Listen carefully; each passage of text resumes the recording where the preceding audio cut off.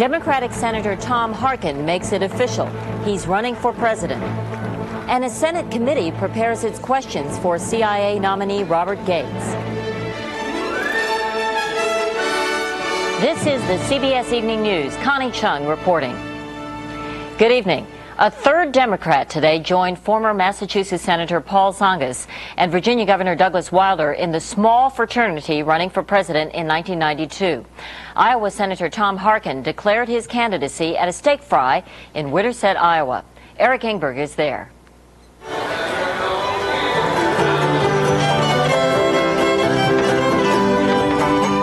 An old-fashioned political picnic seemed like a fitting place for Senator Tom Harkin of Iowa to announce his presidential campaign.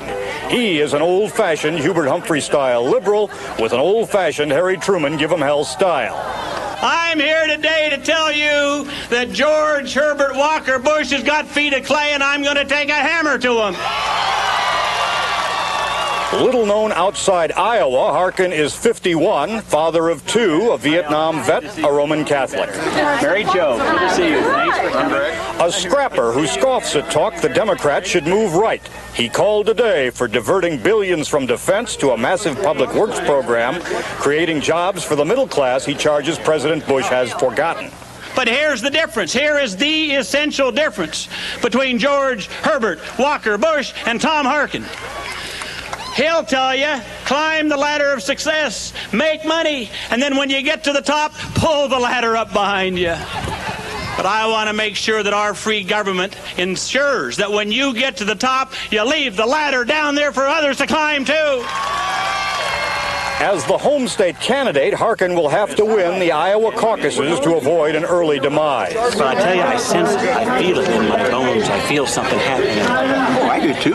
I don't think Tom Harkin can win anything in Iowa because he's expected to win and win big. What can happen to him is he could lose. That somebody could come in here and do well against him maybe, or just a poor turnout, for example. Harkin has developed some ability in the early going to raise both support and money from organized labor based on his argument that the time has come to give a better deal to the working class. Connie? Thank you, Eric. Robert Gates appears before the Senate Intelligence Committee tomorrow for his confirmation hearings as CIA director. As White House correspondent Randall Pinkston reports, Gates will probably spend more time defending his past than talking about the future. This week's confirmation hearings for Robert Gates, the president's CIA chief nominee, are expected to be rough. But Mr. Bush is confident Gates will succeed. How do you feel about the Gates nomination? Very strong. I go past. Gates, the CIA's former deputy director, must convince members of the Senate Intelligence Committee that he told the truth when he said he'd never lied about when he knew about the Iran-Contra scandal. And my years of experience tells me that when he says something, particularly as he has said it under oath, that I absolutely believe him. But the recent indictments of former CIA officials who served with Gates raise new questions about Gates' knowledge of Iran-Contra. The question will really be, did he know things that he didn't tell the Intelligence Committee? Was he honest with the Intelligence Committee? Gates, a Soviet expert, will also come under scrutiny because he failed to predict the democratic upheavals in Eastern Europe and the Soviet Union and was skeptical about Gorbachev's commitment to reforms. In 1988, he said the dictatorship of the Communist Party was untouched and untouchable by what was transpiring in the Soviet Union. Now, we spend a lot of money, and he's a Soviet expert, and it's very important he be able to explain why he got it wrong. Not only looking back at his past, but to look to the future and to try to determine if he has the vision and determination to reshape the CIA. The committee will also try to determine if Gates shaped his intelligence analyses to fit administration policy goals.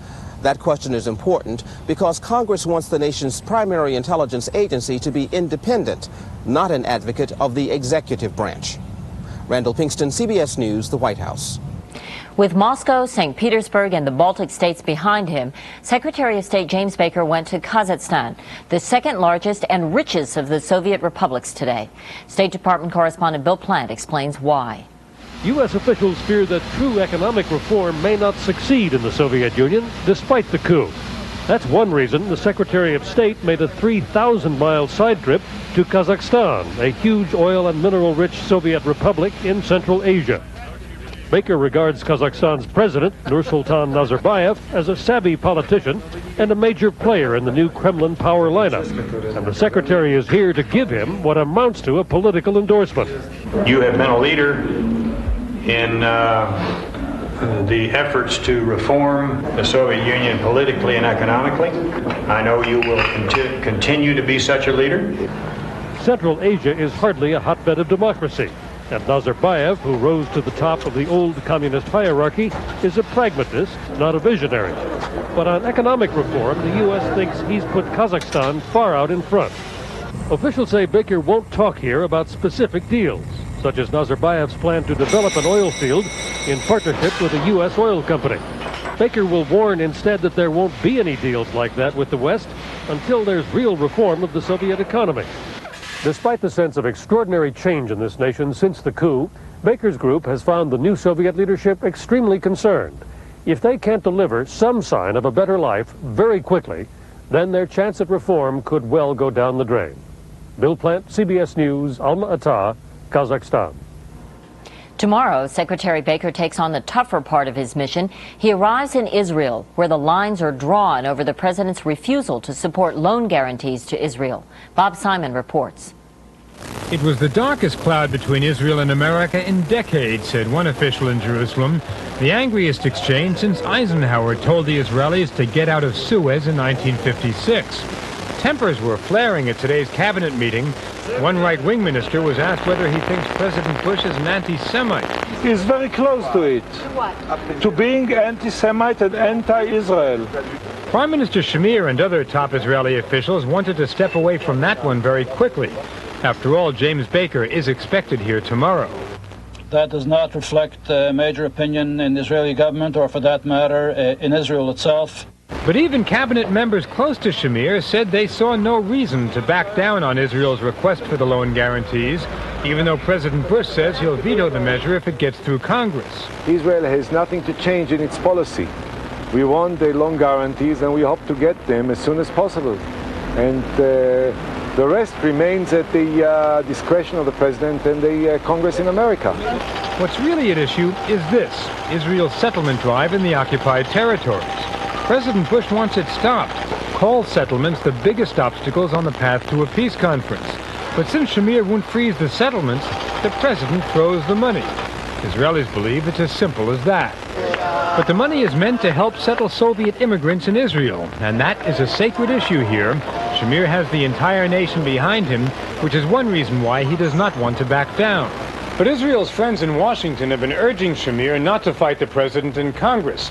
They've been telling him they can't muster the votes to beat a presidential veto, and even if they could, they say it would not be a victory worth winning.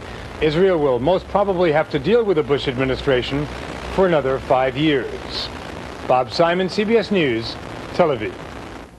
A United Nations missile inspection team canceled its mission today after Iraq forbid it to use UN helicopters.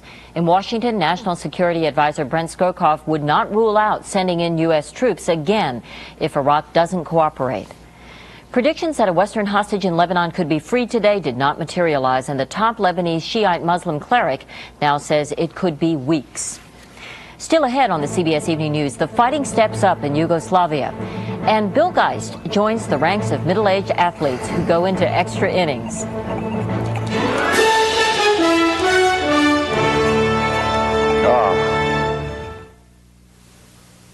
To get rid of her gray, my wife can spend 40 minutes.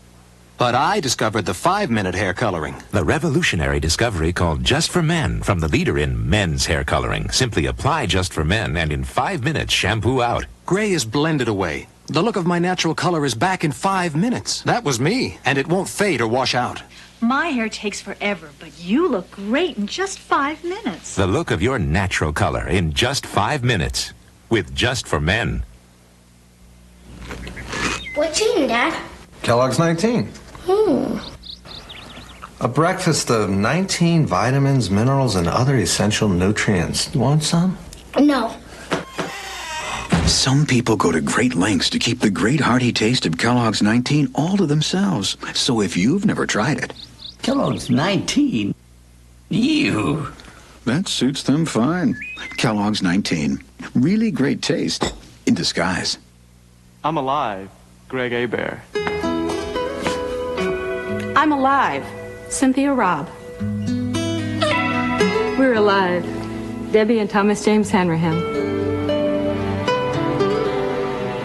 I'm alive, Chico Mendez. To get more out of life, get airbags. See your Allstate agent for a list of cars with airbags. I'm alive, William Hines. I'm alive, Michael Hines.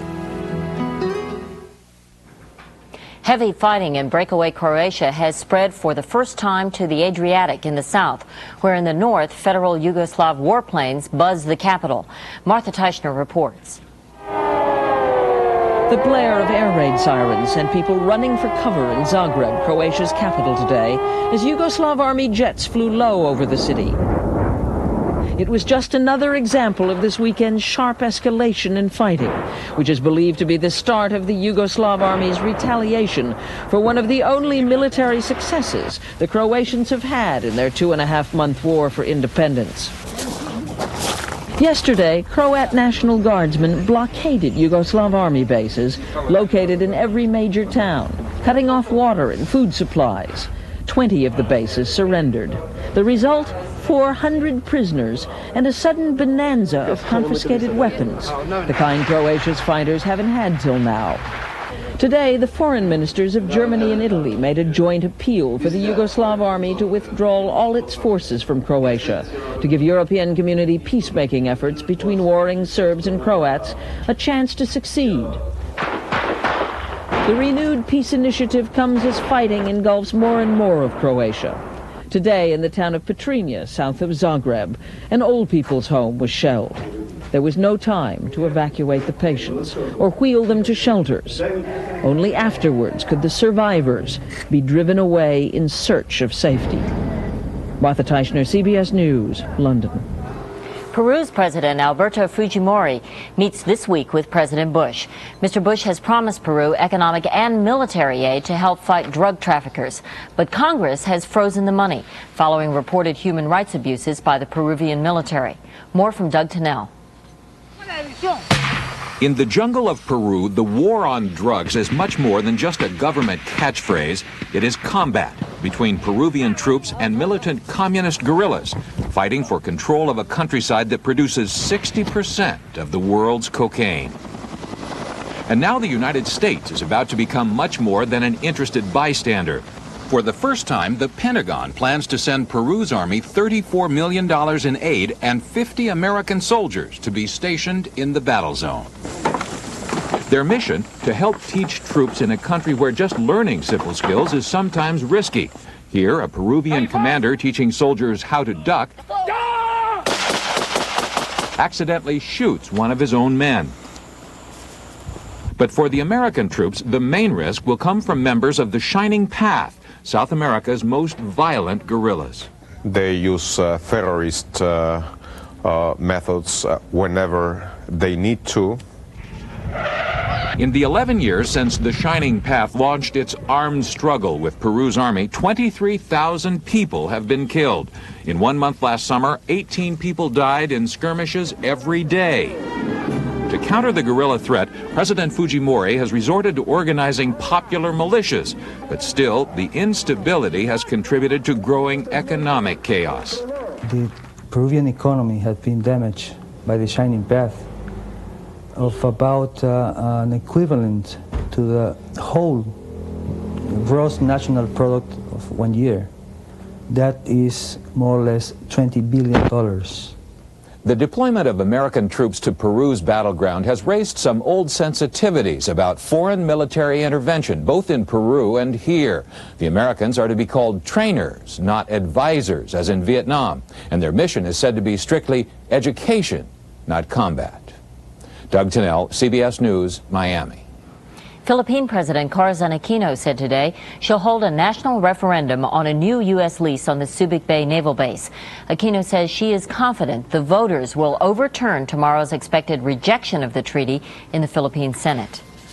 Sweden's Prime Minister Ingvar Carlsson said tonight that he will resign after his Social Democratic Party, founders of the welfare state, suffered a major election defeat today.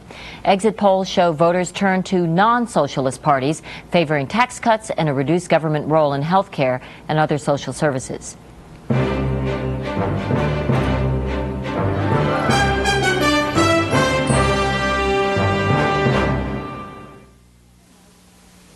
Ever notice how wonderfully plump plums are? How luscious and sweet? Just like these Sunsweet pitted prunes. Now maybe that's just a coincidence, but I don't think so. Only one prune tastes Sunsweet. You know, there's two things I do pretty near every morning. I eat a bowl of hot Quaker oats, and I go for a good walk. Now, the oatmeal really sets me up. It's piping hot, pure nourishment, sends me off under a full head of steam. And stays with me. Helps keep me going.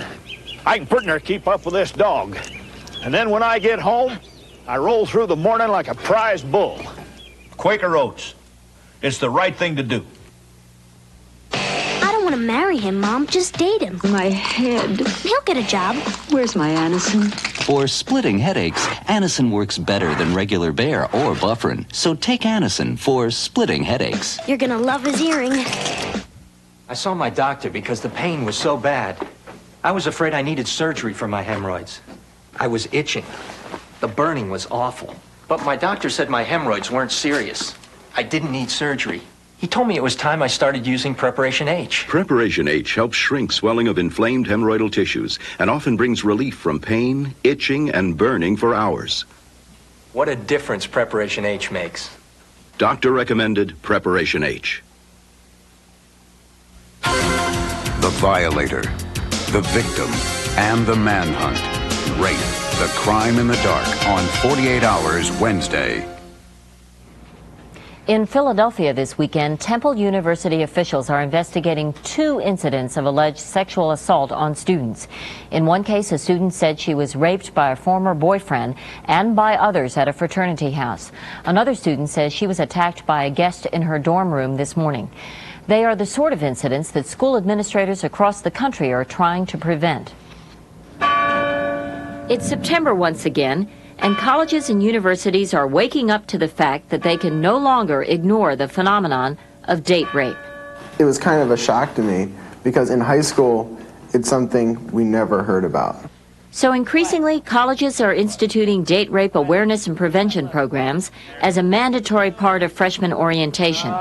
You make the toast.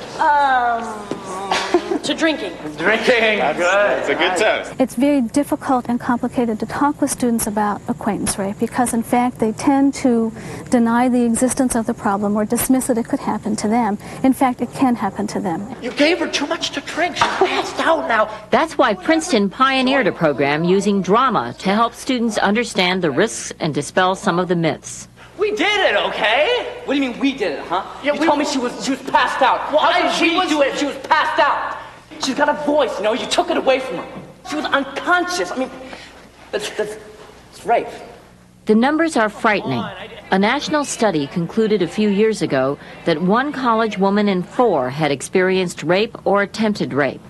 84% of the assaulted women knew their assailants. That's why experts are hoping that programs like Princeton's will help students be more prepared to prevent acquaintance rape from happening. I think it should be mandatory that college students be made aware that acquaintance rape does happen.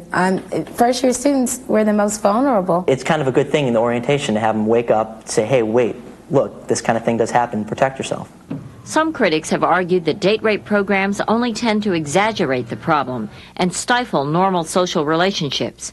Most students disagree. It'll help people to improve their relationships and that they'll communicate more and try and eliminate any of that misunderstanding that happens. I don't think that it's causing a state of paranoia among like the first-year students here. I think it's just making us more aware. And school officials agree. Princeton's Dean of Students says that when students feel comfortable talking about an issue, they're much more likely to change their behavior as well.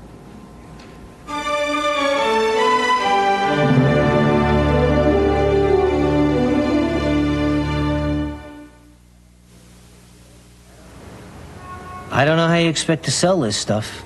It's too plain. There's no excitement. You're gonna need some flash here. You know, fancy commercials with big rock stars, catchy jingles, stuff like that. Now hang on, I like this. It's not plain, it's simple.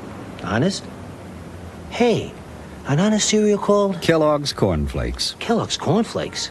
Taste them again for the first time. I thought all no-stick cooking sprays were just like Pam. Boy, was I wrong. Only Pam is all natural with no preservatives. Only Pam. And Pam adds virtually no fat or calories.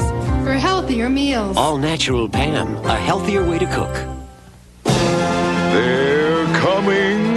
Dow Bathroom Cleaner with scrubbing bubbles. It's 50% stronger than original Dow Bathroom Cleaner. We work even harder, so you don't have to.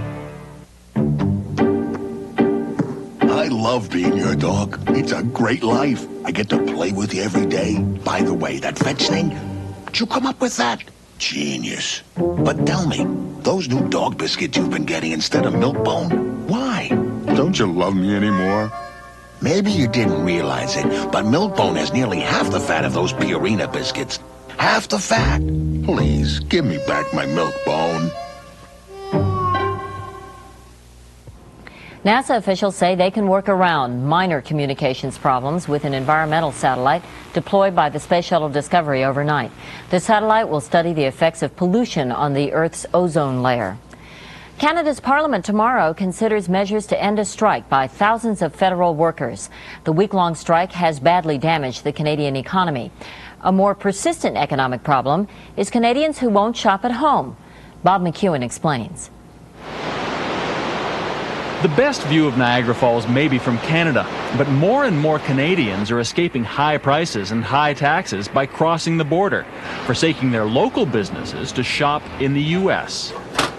At Nick's service station in Niagara Falls, New York, most of the customers are Canadian, filling up with gas that's twice the price back home. We're open 24 hours. They're here 24 hours a day. It never stops. 90% of the Canadian population lives within a couple hours' drive of the American border.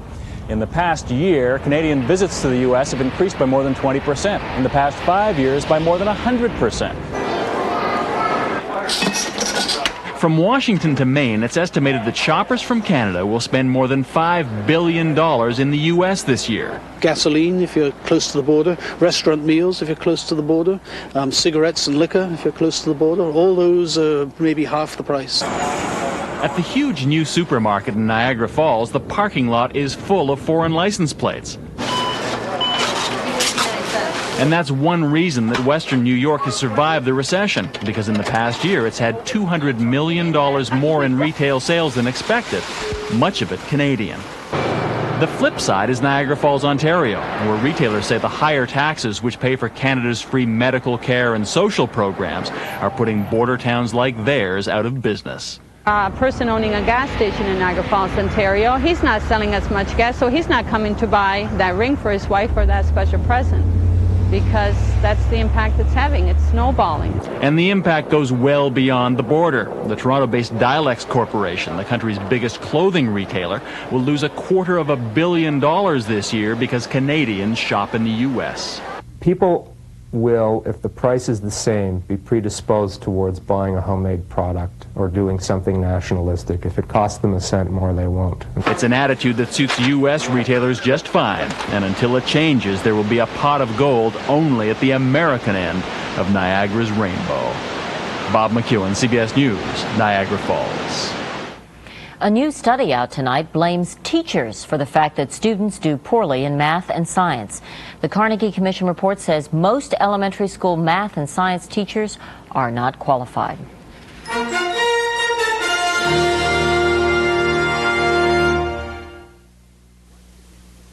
Once again, Buick is raising the banner for quality in America. Introducing the 1992 LeSabre. With a higher level of power, safety, security, and convenience. This new LeSabre is going to be one tough act to follow. LeSabre for 1992 from Buick. You know Quaker Oats makes you feel good twice. First when you eat it. Pure oats and it's piping hot. Then you feel good again, because it stays with you and it helps keep you rolling all morning. Quaker Oats, it's the right thing to do. Orafix really sticks. New formula Orafix Special really sticks with you. And it's guaranteed to hold dentures tight or your money back. Orafix really sticks. Guaranteed. Domino's just what you're into. Domino's just where you're at. Nobody knows like Domino's. Domino's Pizza doesn't make your pizza until you make your call and delivers in 30 minutes or less, guaranteed. Nobody knows like Domino's. Domino's Pepperoni Pizza Feast with extra pepperoni and cheese. Now a medium's just $8.99 or two for $12.99. Nobody knows like Domino's. How you like pizza at home. And finally tonight, just how old is old? It seems the age at which we define old keeps getting younger all the time. Bill Geist has been feeling his age lately, so he's been giving a lot of thought to this question. Jimmy Connor's performance at the U.S. Open last week was rather astounding, but the way the sportscasters kept hammering away at how amazing it was that someone that old, a trigenarian at age 39, could still play tennis got to be a little depressing. I think they were stunned, frankly, that anybody that age was still ambulatory and eating solid foods.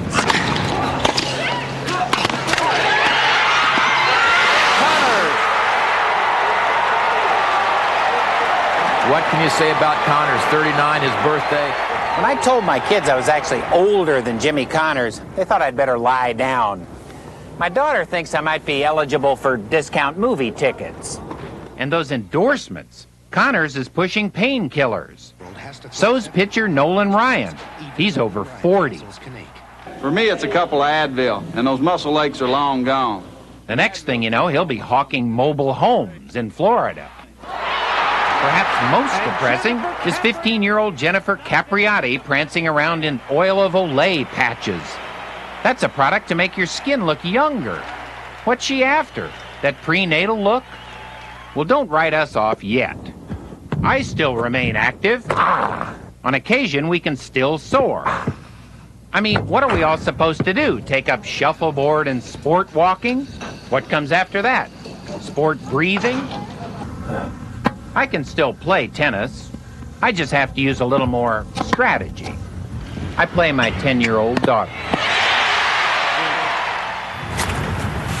Baby boomers aren't ready to sit on the sidelines, not ready to give up that thrill of competition. Ooh, rush the net. That's what I'll start doing. To count us out would be fool's play.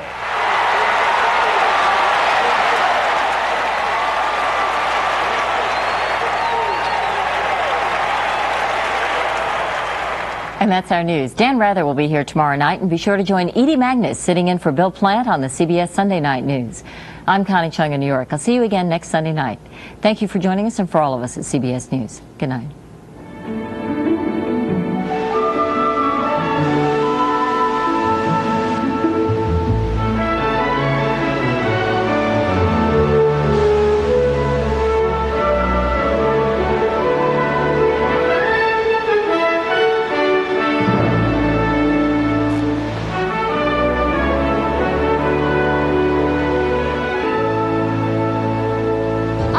And I'm Harry Smith. Homeowners beware. Will that improvement loan fix your house or cause you to lose it? Tomorrow on CBS This Morning. It's breakfast for your head.